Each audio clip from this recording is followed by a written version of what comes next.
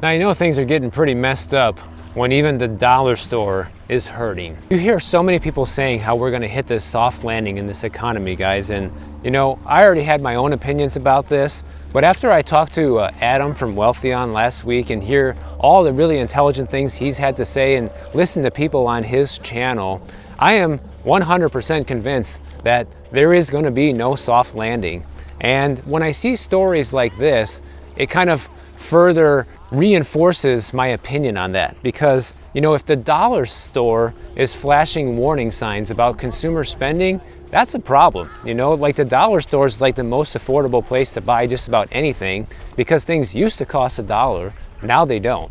And by the way, I actually found a little beach over here in Sausalito. As you guys can see, we're back at the beach, but only for a very short period of time. It's a very small beach, so we're gonna walk along this beach and then walk along some of these marinas in the meantime. Dollar General, their share price have fallen to the lowest levels in years after their outlook has changed because people are pulling back on consumer spending. What's happening with them is their unsold inventory is starting to pile up. All the profit that it's made so far this year, it's probably going to burn through in the second half of this year in order to reduce their inventory and improve the performance at its stores. On top of people pulling back on spending, and especially discretionary spending, they're dealing with the same thing that other retailers are dealing with, which is theft. Now, people that shop at the dollar store have been saying that their savings are running out and they're going to have to pull back on the amount of things that they buy at the store. And apparently the dollar store is doing everything they can to try to help out with this. They're even lowering their prices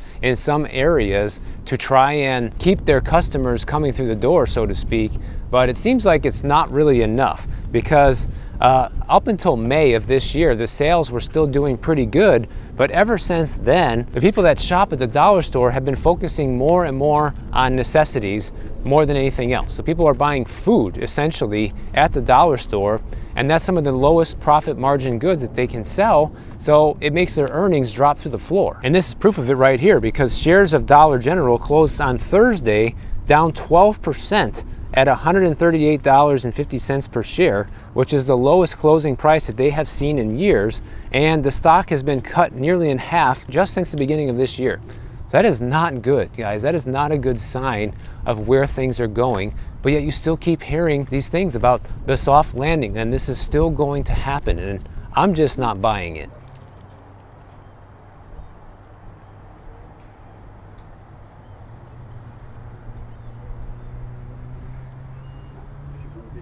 And the worst part about all this is that it's not just the dollar store that's actually suffering. You have other discount retailers that are making complaints about this too. People that basically get food stamps and other government subsidies, those are actually kind of getting cut back on right now. They're kind of cutting back on the amount of people that are getting those subsidies right now. You have Dollar Tree. Their customers are pulling back on discretionary spending and are spending more and more money on food. At the same time, these companies are having to pay their employees more to keep people working there, because the competition in the labor force is still very strong. Inflation is still high. So in order to keep employees, they have to pay them more. You have Five Below, which is kind of like a version of the dollar store.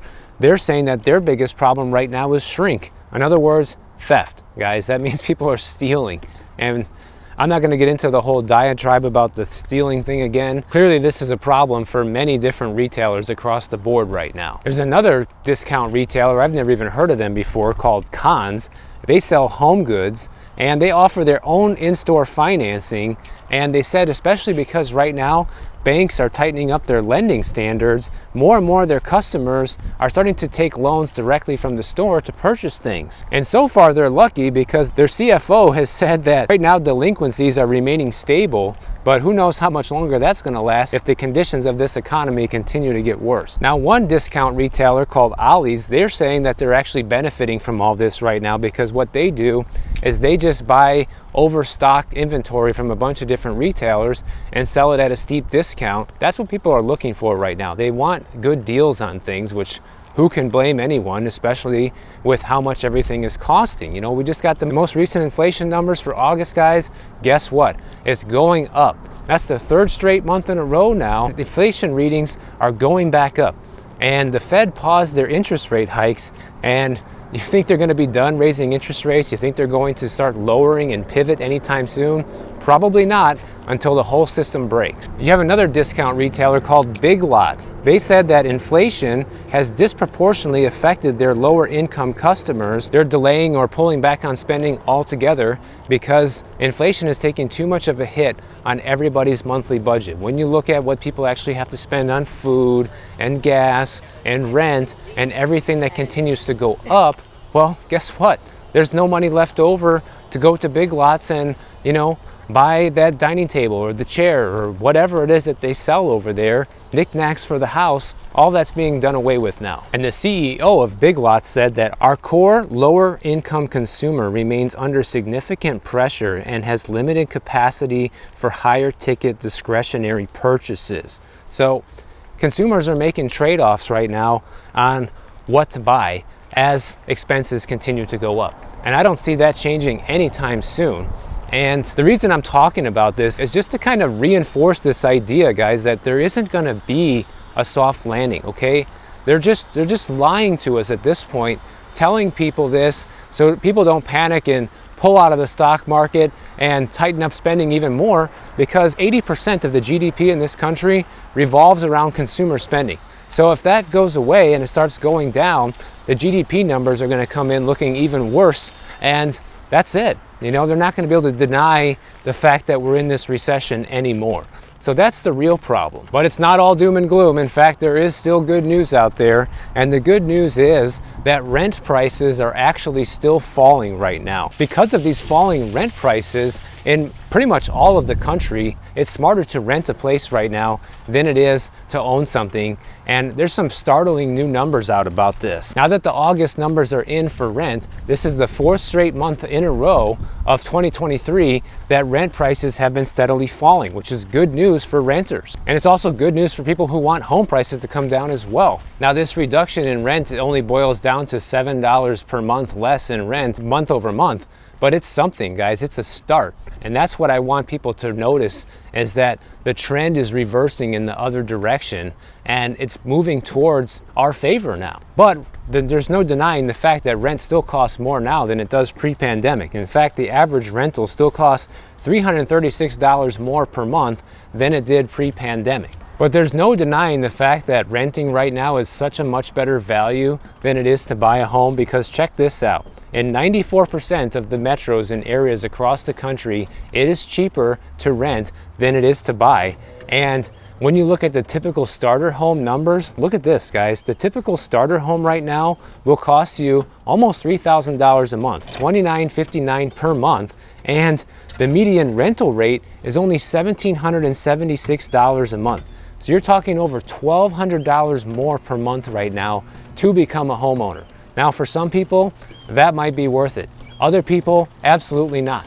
And I'm not going to get into that whole discussion either right now, but I just wanted to bring it up for people who are on the fence about this and don't really know what to do. I mean, if it's purely financial, guys, and you know how to save that difference, that $1,200 a month, you have somewhere you can stick that $1,200 per month savings right now into some sort of investment vehicle, it could be very financially smart right now to be a renter when you look at these figures. And I've shown you guys different examples here in California where the price to rent something versus own the same property is like literally double, triple what it would actually cost to own it. And the value is just not there most of the time. This is certainly an interesting little houseboat section we're going through here. All the fun little surprises we come along with these walks.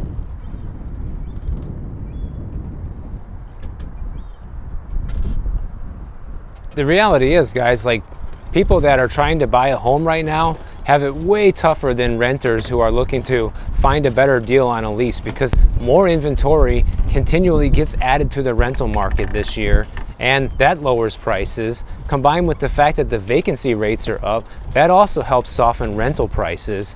And people that are trying to buy a home are in the exact opposite situation. Inventory is still at extremely low numbers, and you're fighting interest rates now that are hovering at or even above 8% for many different people, combined with the fact you have to throw down a huge down payment in many cases. Like, the value is just not there to buy for probably 90% of the people out there right now. And one thing that we know for sure is a large chunk of the buyers out there who are still buying are wealthy baby boomers. They accounted for more than half of all home sales in 2022, and so far responsible for the lion's share of transactions in 2023 as well. And that makes a lot of sense when you look at, they're the wealthiest generation, they have the most money, they have homes that are paid off and can easily sell one house and pay cash for another house and essentially downsize in price. So these high interest rates, you know, they're unaffected by it. Even if you're not saving $1,200 a month renting right now, the average amount that people are saving on rent compared to buying is still $483 per month. So that's pretty good. You know, almost a $500 a month savings from buying versus renting right now is very good. But of course, there are places where it still makes sense to buy, but not many, guys. In fact, the main three that keep coming up are Memphis, Tennessee, Pittsburgh, Pennsylvania, and Birmingham, Alabama. And I think Memphis, Tennessee is actually going to be one of my last stops on my way home when I drive back to Florida. So I'll probably be doing a video in one of the neighborhoods over there before I start heading really back south again. It'll be interesting to see what the situation is over there. Now, going back to inflation for a moment, the August inflation numbers just came out and we saw a 0.6% increase in the CPI, which is actually the largest increase that we've seen in all of 2023. The funny thing is, so many people were celebrating as the inflation was coming down and saying how it's all over and we're gonna achieve this soft landing. And this is just yet another indicator, major indicator, that that's not gonna happen, guys, because now that inflation is continuing to go back up, the Fed is gonna continue to raise interest rates, or if not, at least leave them where they at for now.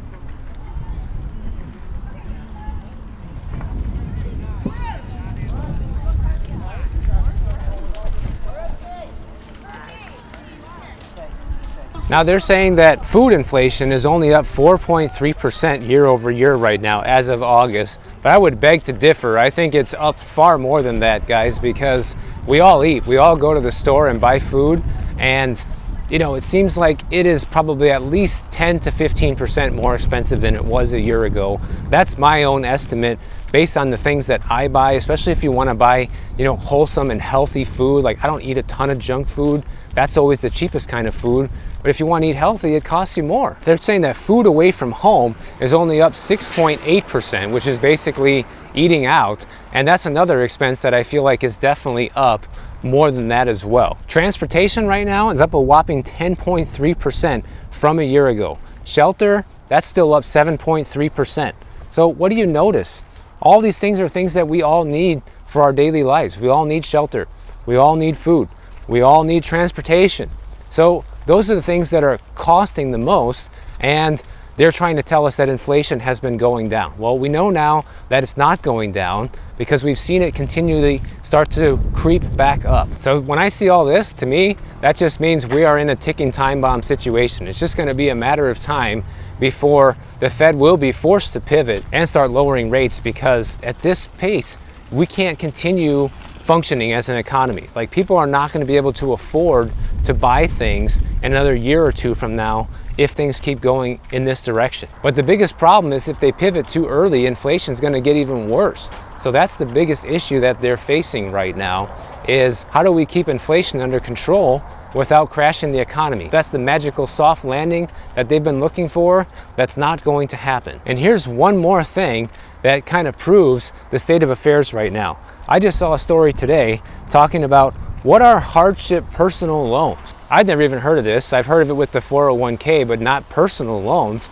And now they're writing stories telling people about how to get money from different places, guys. And basically, these are specific loans called hardship loans.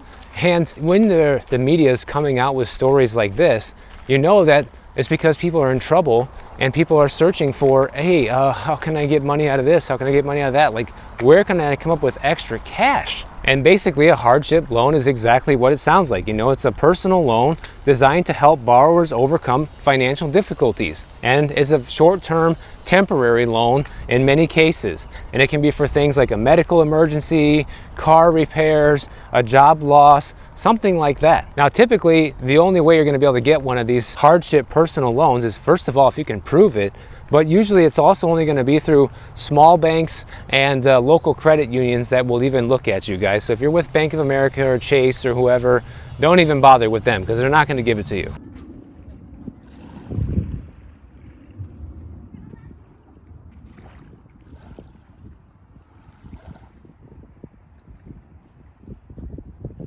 Now, in order to get one of these, you have to prove that you are in financial trouble, but the benefit is that the interest rate's typically going to be lower than a regular personal loan. But also, so will the maximum amount you can borrow. That will also be lower. The payback time is going to be pretty quick. So it's just kind of like a temporary stopgap to make sure, you don't get evicted or you don't, get your car repossessed or something like that. It's basically for an emergency. And there's all different ways you can do this too. You don't have to just get a personal loan. People borrow against their home equity. We've seen a ton of home equity lending going on over the past couple of years. That's at the highest rate that we've seen in the past 15 years or so. People are borrowing against their 401ks, taking hardship withdrawals with that, and now people are getting these personal loans, these hardship loans. So what does this all tell you? Like, why are we seeing stories like this if everything is so good? That's what I would like to know, because to me, that just doesn't add up. Like, there's no reason why people would be needing all these loans right now if they were actually making enough money to afford life in 2023. Just something for you guys to think about as you continue hearing stories about, the soft landing and us avoiding the recession and all of these things that they keep telling us, because right now, pretty much every single indicator is pointing to the fact that we are just barreling towards a recession. If you don't think that we're already in a recession, because technically the recession started last year, but they've been doing all sorts of financial shenanigans to cover it up. With these outstanding job numbers that keep getting revised down every single month that they've been doing it for the past year, okay? They've also been revising unemployment figures as well. Those are getting revised down. We also have this yield curve inversion, and it's been inverted for the longest that it's ever been. Like, there's so many things that are just flashing red right now for a recession to come, and the more prepared you are for it, the better you'll be in the long run. So hopefully you guys have been paying attention and you're ready for this downturn, because I know I certainly am. So if you enjoyed this video, make sure you subscribe to the channel, and if you don't want to wait for my next one to come out, check out this one on the screen right over here, and I'll see you in the next one.